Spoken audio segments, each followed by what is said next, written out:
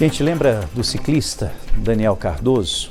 A gente mostrou o caso aqui no nosso programa. Nós estamos falando de um garçom, ele que acabou morrendo depois que foi atingido por um carro na Avenida Fernando Vilela, em Uberlândia. Ele que estava de bicicleta, infelizmente foi atingido.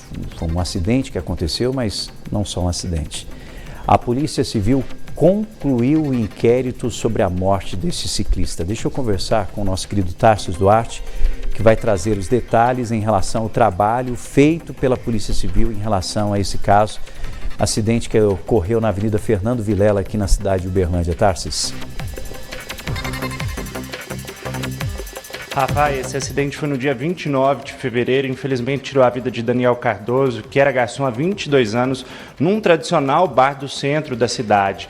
O caso comoveu as redes sociais, o noticiário também. Nós acompanhamos desde o início que testemunhas relatavam que a bicicleta, foi atingida por um carro e depois o motorista fugiu do local. Desde então, a Polícia Civil iniciou aí as investigações sobre o caso e agora nós estamos ao vivo aqui na 9ª RISP, a 9ª Região de Polícia Integrada de Segurança Pública, com o Dr. Marcos Tadeu, que é chefe do 9º Departamento de Polícia Civil, porque a polícia acaba de concluir o inquérito sobre esse caso. Dr. Marcos Tadeu, seja muito bem-vindo ao Balanço Geral. A minha primeira pergunta, portanto, é qual foi a conclusão? Muito boa tarde. Boa tarde. A conclusão deste inquérito policial, que foi instaurado pela equipe do Dr. Marcelo, titular da Delegacia de Crimes de Trânsito, foi de que nós tivemos ali um evento conhecido como homicídio culposo, conduta esta tipificada no artigo 302 do Código de Trânsito Brasileiro.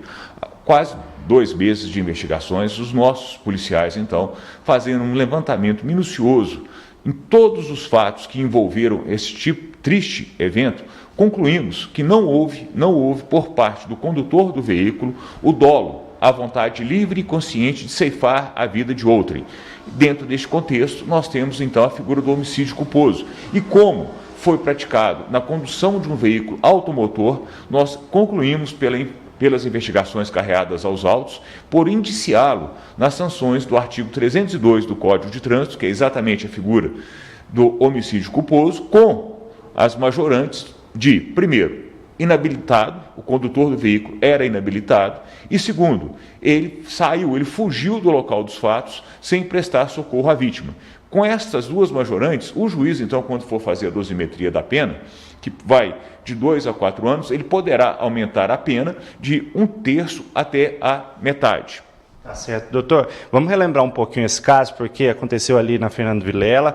Logo depois, a polícia esteve lá no local, não encontrou quem seria ali o causador do acidente. E aí, esse motorista se apresentou aos senhores logo depois, né, no dia seguinte, foi isso? Ele se apresentou espontaneamente à equipe do Dr. Marcelo, quando ele foi ouvido, quando ele nos narrou, falou: olha, naquela noite, realmente eu não sou habilitado, chamei um colega para podermos ir comer um sanduíche, para poder fazermos um lanche. Estávamos transitando pela Fernando Vilela, eu na condução do veículo Corsa, meu veículo GM Corsa. Em determinado momento eu me distraí vendo um vídeo no celular do meu colega e quando eu assustei eu bati na traseira da bicicleta. Lembrando que a bicicleta transitava exatamente pelo acostamento da via. Ela estava em via pública, sim, mas na faixa de acostamento. Ocorreu o sinistro, ocorreu o evento, ele assustou porque ele não tinha habilitação, correu para casa, voltou para casa, no dia seguinte levou o carro até uma oficina mecânica e nesta oficina mecânica policiais militares conseguiram localizá-lo e aí entra a importância do bate-bola. Os policiais militares localizaram o veículo e imediatamente fizeram contato com a Polícia Civil, nos comunicando disso.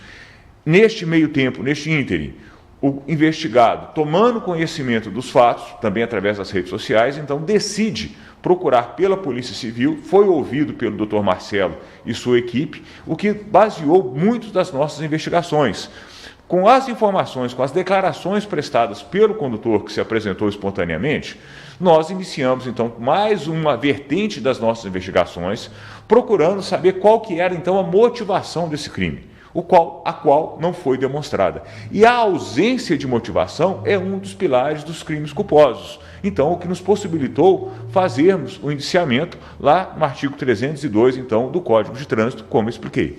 Doutor, agora diante desse indiciamento, qual que é o procedimento a partir de agora? Pois bem, o inquérito está sendo encaminhado hoje ao Poder Judiciário, o Ministério Público vai analisar os autos e então oferecerá a denúncia. O promotor ofereceu a denúncia, o juiz recebendo-a, ele determinará a citação do réu para se defender no processo. Certo. Muito obrigado pela entrevista, pelos esclarecimentos, doutor Marcos Tadeu, chefe do 9º Departamento de Polícia Civil aqui de Uberlândia, dando esclarecimentos sobre esse caso que comoveu todo mundo no fim do mês de fevereiro, viu, Rafa? Tá aí, doutor Marcos conversando com a gente. Obrigado, Tarcísio Duarte, trazendo esse trabalho de conclusão depois de 2 meses desse triste, lamentável fato que tirou a vida desse trabalhador.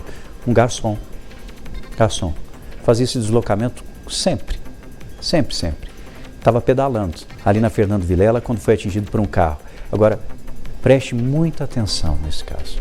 Preste muita atenção, doutor Marcos Tadeu trouxe aí o trabalho de investigação e conclusão da polícia como um homicídio culposo de trânsito.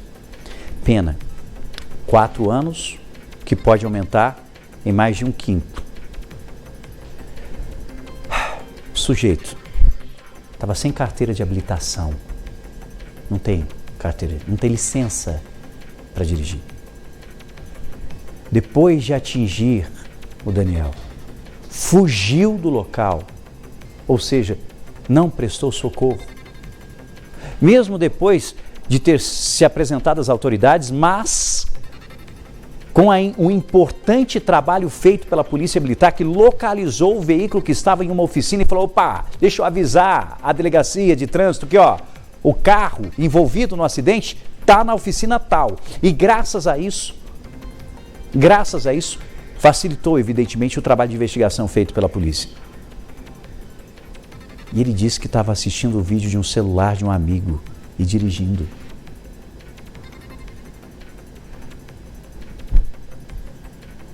A pergunta que nós temos que fazer é: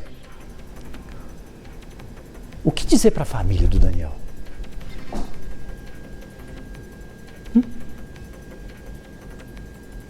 De tamanha irresponsabilidade no trânsito, que coloca em risco a vida de trabalhadores, a vida de famílias, a vida de pessoas, a vida de crianças, a vida de idosos. O que dizer? E deixar muito claro, dirigir sem habilitação pode dar cadeia, sim. Isso aconteceu. E vai acontecer possivelmente. A gente vai continuar acompanhando esse caso de perto. Meus sentimentos, mais uma vez, aos familiares em relação a esse caso. Qualquer novidade eu volto a trazer os detalhes aqui para você.